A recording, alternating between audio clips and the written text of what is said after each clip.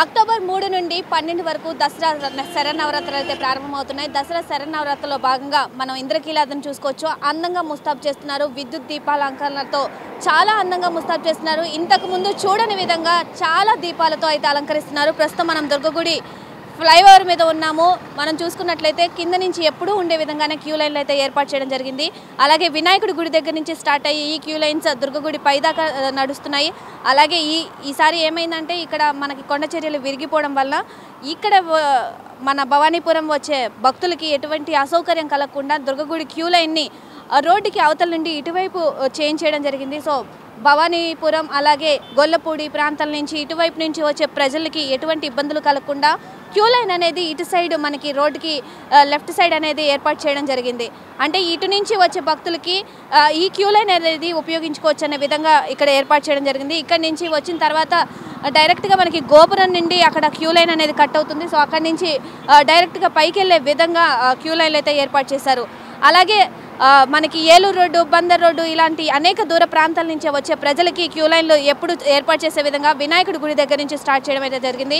అయితే దుర్గగుడికి శరన్నవరాత్రులు స్టార్ట్ అవుతున్న తరుణంలో 1000 బస్సులని ఏర్పాటు చేయడం జరిగింది. ఆర్టీసీ తరపున దూర ప్రాంతాల నుండి వచ్చే భక్తులకి ఎటువంటి అసౌకర్యాలు కలగకుండా వాళ్ళకి వాటర్ బాటిల్స్ కానీ వాటర్ ప్యాకెట్స్ కానీ ఈసారి వాటర్ ప్యాకెట్స్తో పాటు వాటర్ బాటిల్స్ కూడా ఇవ్వడం జరుగుతుంది. అలాగే పోలీసు పర్యవేక్షణలో దుర్గగుడి అనేది నిరంతరం ఉండేలాగా చూసుకుంటున్నారు. 250 సీసీ కెమెరాలు అయితే ఏర్పాటు చేయడం జరిగింది. అలాగే మనకి వీవీఐపీ దర్శనాలు ఉదయం 8 గంటల నుండి 10 గంటల మధ్యలో, అలాగే 2 గంటల నుండి 4 గంటల మధ్యలో ఏర్పాటు చేయడం అయితే జరిగింది. టైం అనేది ముఖ్యంగా మెయింటైన్ చేయాలనేది పోలీసుల యొక్క కమిషనర్ ఆదేశించడం జరిగింది. పోలీసుల పర్యవేక్షణలో పూర్తిగా దుర్గగుడి అనేది ఎటువంటి సంఘటనలు జరగకుండా చూసుకోవాల్సిన బాధ్యత అధికారుల మీద ఉందని స్పష్టంగా తెలియజేయడం జరిగింది. మొన్న ప్రెస్ మీట్ పెట్టినప్పుడు కూడా ఇదే విషయాన్ని ప్రస్తావించారు కమిషనర్.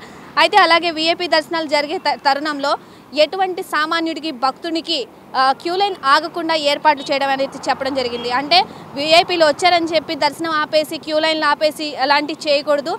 క్యూ లైన్లు ఎప్పుడు రన్ అవుతూనే ఉండాలి. వీఐపీ దర్శనాలు ఉన్నప్పుడు కూడా క్యూ లైన్లు అనేవి రన్ అవ్వాలని కూడా చెప్పడం జరిగింది.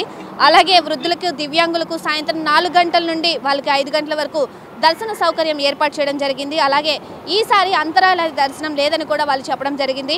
వచ్చిన ప్రతి ఒక్కరికి అన్నప్రసాదాలు, లడ్డూలు, ఈసారి లడ్డూ విషయంలో నాణ్యత గురించి చాలా చోట్ల చాలా జరుగుతున్నాయి కాబట్టి ఆ విషయంలో కూడా లడ్డూ నాణ్యత విషయంలో కూడా వాళ్ళు ఎక్కడా తగ్గకుండా ఏర్పాట్లు చేయాలని నిర్ణయించుకున్నారు. అలాగే ఎక్కడ ఏ పొరపాటు జరిగినా అధికారులు అనేది స్టాండ్ తీసుకోవాలి కాబట్టి అధికారులదే తప్పుగా భావిస్తున్నారు కాబట్టి ఎక్కడ తప్పు జరగకుండా చూసుకోవాలని కూడా వాళ్ళు చెప్పడం జరిగింది. ఈసారి 35 లక్షల వాటర్ ప్యాకెట్స్తో పాటు వాటర్ బాటిల్స్ ఇవ్వడం కూడా అనౌన్స్ చేశారు వాళ్ళు.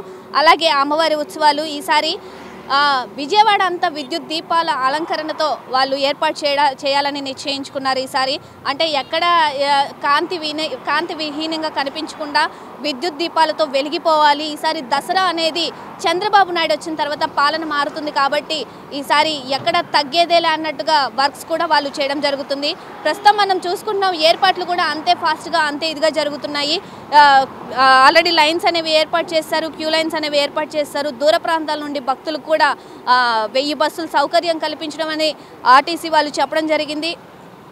ప్రస్తుతం మనం ఈ ఏర్పాట్లు అనేవి ఇంకా 1వ తారీఖు నుంచి ఇంకా ఇన్స్పెక్షన్ లాగా స్టార్ట్ చేసి వాళ్ళు వచ్చి మళ్ళీ ఇంకొకసారి చూసి రాష్ట్ర ముఖ్యమంత్రి ముఖ్య అతిథిగా వచ్చేసి పట్టు వస్త్రాలు సమర్పిస్తారు. ప్రతి ఎవ్రీ ఇయర్ ముఖ్యమంత్రి వచ్చి పట్టు వస్త్రాలు సమర్పిస్తారు కాబట్టి మూలా నక్షత్రం రోజున ఏదైతే ఉందో ఆ మూలా నక్షత్రం రోజున పట్టు వస్త్రాలు సమర్పించడానికి ముఖ్యమంత్రి చంద్రబాబు నాయుడు వస్తారు కాబట్టి అప్పుడు కూడా కట్టుదిట్టమైన ఏర్పాట్లు అనేవి చేయడం జరుగుతుందని కూడా కమిషనర్ గారు చెప్పడం జరిగింది. అలాగే కలెక్టర్ పర్యవేక్షణలో దుర్గగుడి అంతా కూడా అన్ని ఏర్పాట్లు జరుగుతున్నాయని కూడా ఈవో ఆలయ అధికారి రామారావు కూడా చెప్పడం జరుగుతుంది. ఈ పూర్తి బాధ్యతలన్నీ ఏ తప్పు జరిగినా అధికారులు స్టాండ్ తీసుకోవాలి కాబట్టి ఎక్కడ ఎలాంటి అవాంఛనీయ సంఘటనలు జరగకుండా కూడా వాళ్ళు ఏర్పాట్లు చేయడం జరుగుతుంది. అలాగే మూల నక్షత్రం రోజున సరస్వతీదేవి అలంకారం రోజున క్రౌడ్ అనేది చాలా ఎక్కువగా ఉంటుంది. సో చిన్నపిల్లలకు కానీ భక్తులకు ఎటువంటి అసౌకర్యాలు కలగకుండా లైన్లో అన్ని ఏర్పాట్లు చేయడం జరుగుతుంది. చాలామంది కళ్ళు తిరిగి పడిపోవడం, అక్కడక్కడ ఫుడ్ అందక ఉంటారు. అక్కడ కూడా వాలంటీర్స్ని ఏర్పాటు చేసి మెడికల్ వాళ్ళని ఏర్పాటు చేసి పోలీసులు అందుబాటులో ఉండేలాగా ప్రతి ఒక్క చోట ఇక్కడ అనౌన్స్ పెట్టడం జరుగుతుంది. సో మొత్తంగా ఈసారి దసరా అనేది ఒక స్పెషల్గా ఉంటుంది కాబట్టి అన్ని చోట్ల హిందువులకి పెద్ద పండుగ కాబట్టి ఎక్కడ ఎలాంటి సంఘటనలు జరగకుండా దసరా అతిపెద్ద పండుగని చాలా బాగా చేసుకోవాలని చెప్పి ముఖ్యమంత్రి ఆధ్వర్యంలో కూడా వీళ్ళు చేయడం జరుగుతుంది. సో ఏర్పాట్లు అయితే ఎక్కడ ఆగకుండా చాలా నీట్గా జరుగుతున్నాయి. 3 నుండి 12 వరకు కూడా దసరా శరన్నవరాత్రులు అనేవి చాలా ఘనంగా నిర్వహించబోతున్నారు కాబట్టి ఎలాంటి ఏర్పాట్లకి అవాంఛనీయ సంఘటనలు జరగకుండా అన్ని ఏర్పాట్లు కట్టుదిట్టమైన ఏర్పాట్లు అయితే చేయడం జరుగుతుంది.